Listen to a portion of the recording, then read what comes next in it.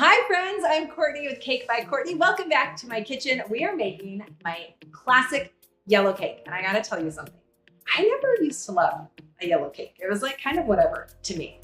And then I made a homemade yellow cake and came up with this recipe. And now it's one of my favorites, especially with the chocolate buttercream. But let's just make the cake layers. Let's go over all the basics to make sure you have a delicious texture and flavor, that they rise really well, and that you just get your new favorite yellow cake. We're gonna make it right now. So the first thing that you need to know when you're making your cakes is that you wanna use room temperature ingredients. So my butter has been sitting out for a little bit and it's a little bit softer, so room temperature, not melted, room temperature.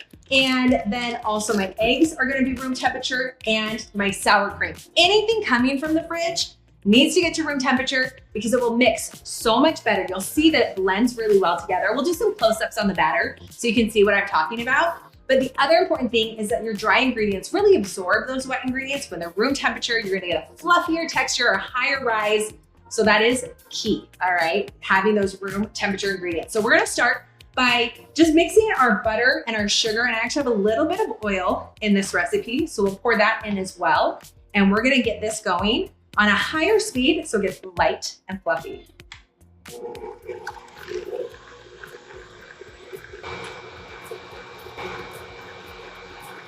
going. So this texture already is so light and fluffy. It's lighter in color and it's lighter in texture. You almost see like the batter increase in volume after you've mixed it for a little while. So now that that's ready, we're gonna start adding our eggs. So we've got some whole eggs and some extra egg yolks to just help give us that yellow cake color. So I'm gonna add that. And then with that, you'll also see in the recipe, I'm adding a butter emulsion and a clear vanilla extract. The butter is gonna help enhance that butter flavor, give us that like naturally yummy yellow cake flavor. And the clear extract, I learned this from Milk Bar, Christina Tosi. She likes using this when she's going for that artificial vanilla flavor that gives us that nostalgic cake box mix flavor. So that's why we're using this one. I have those measured out. But as I add the eggs, I'm just gonna do it kind of slowly and I'll like scrape down the sides and bottom of the bowl as we get going. But just like low speed so it doesn't get all over the place. And then we'll increase the speed again in just a minute. So little by little, let that mix up. And you may need to, like me, I'm gonna just stop my mixer for a minute and scrape down the sides and the bottom of the bowl. That way we're just making sure everything is incorporated as we are making our batter. Because the worst thing is like, you've had this happen, I'm sure. When you're done with your batter, you start pouring it in your pans and then you realize like half the butter is stuck at the bottom of the bowl and your cake isn't gonna turn out the same because it's missing half its butter. So scrape down the sides, bottom of the bowl, and in between additions with the eggs, we'll go back to kind of our medium-low speed right now. We've got the eggs, some egg yolks, and then here's our two flavorings. So we have the butter emulsion and then our clear vanilla extract. By the way, in case you did not know, I didn't know this before I started making cakes.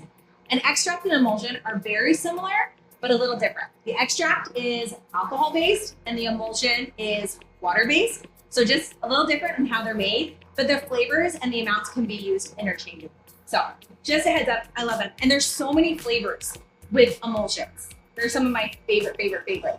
Okay, turning that on. So again, you can see we have that higher speed. This like incorporates the air that's gonna help give us some fluffiness to the cake and that tenderness as it rises. So come take a look real quick at this batter. I'm gonna scrape it down and we're gonna mix a little bit more. But you'll see it looks really fluffy and I'm gonna let it go a little bit more. Get a close up real quick. Can you see how it looks a little piecey, like almost as like curdled? Means we are not done mixing. We want that to all come together and be really smooth, almost like buttercream. So let's turn this back on and give it another minute. Yeah, this is looking good. Okay, now we're ready to add our dry ingredients. But first, we need to incorporate our baking powder and our salt with our cake flour. Now, quick little tidbit, little information that's helpful to know. Cake flour and all-purpose flour are different. So when you see them in recipes, use what's called for. But the thing to know about cake flour is that it has less protein content, which means less gluten, which means you're gonna get a higher, fluffier rise and texture in your cake. So sometimes I'm using all-purpose depending on the cake and the texture that I'm going for, but it's super helpful to use that cake flour when it's called for.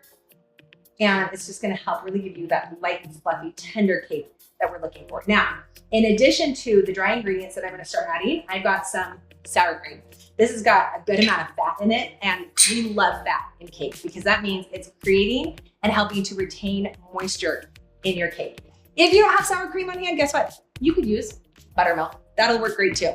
But the most important thing, now that we're starting to add our dry ingredients, is that we have the mixer on a low speed.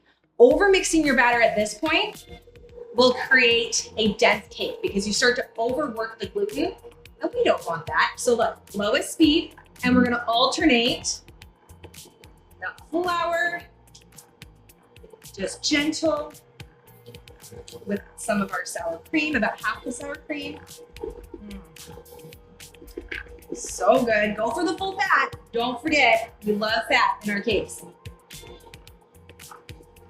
A little bit more flour. That mixes for a minute. And then the rest of our sour cream. Oh, I can already smell it. I'm so happy. All right, a little more flour. The final bit. Okay, alternating helps them mix evenly. Now we're gonna stir this until we don't see any more streaks and clumps of flour. So it'll probably be about 30 to 60 seconds, but just on that low speed and you won't overmix it, you'll be okay. Just don't go to a high speed. Give that a second. I'm gonna clean up and pull out the cake pans. All right. Oh, look at her. Look at her. It's like buttercream. Oh, don't worry. I will be licking the bowl after I filled my cake pans. That happens. That is like my favorite part. Let's talk about pans real quick before we pour the batter in and get into the oven. Pans are so important. Having the right ones is a game changer. So if you get nothing else, like all the tools that you'll see me using in videos to decorate the cake, this is what you should start with, is getting good quality cake pans. I love the brand Fat Daddy-O. They just make such a great pan. It's a lighter metal, and it really does a great job heating the cake evenly. So my cakes are gonna rise evenly and the color's gonna be beautiful. Now, on the inside, I've sprayed the pan, let me grab it, with some white cap. You can use whatever nonstick spray. The key, I think, is putting that parchment paper at the bottom. So I've got some parchment at the bottom and spray it like one more time and I'm good to go. Meaning my cakes are gonna come out of the pan beautifully when they're done baking. So now I've got my batter. And one thing I like to do before I put this in the pan is, again, just kind of give it one last mix to make sure everything from the bottom and the sides is really well mixed in there. And I just kind of fold the batter to push out any big air pockets. Now, I'm gonna put my pan on the scale and measure about 18 ounces in each of these pans. Look at this batter, oh my gosh, as it goes into the pan. Do you see the like just fluffiness here? I wish you could smell it too. Oh, heavens. This is good. This is so good. Okay, let's stop there in that one. Switch it out, set it to 0, and some more. Hello, gorgeous. It's taking every ounce of self-control not to just stick my whole finger into this batter and lick a ton of it. I love cake batter so much. Okay, last pan.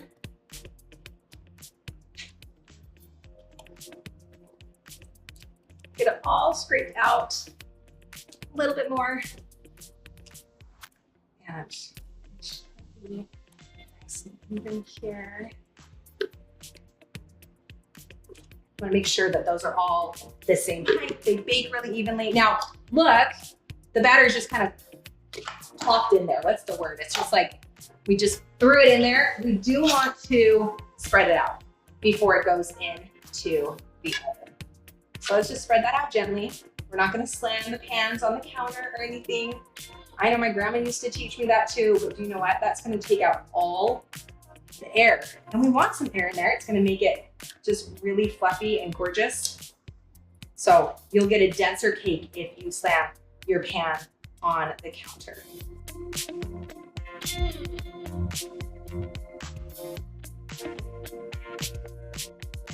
These are gonna go into the oven at 325 degrees Fahrenheit for about 25 to 30 minutes. Can't wait to get them out. All right, let's get baking.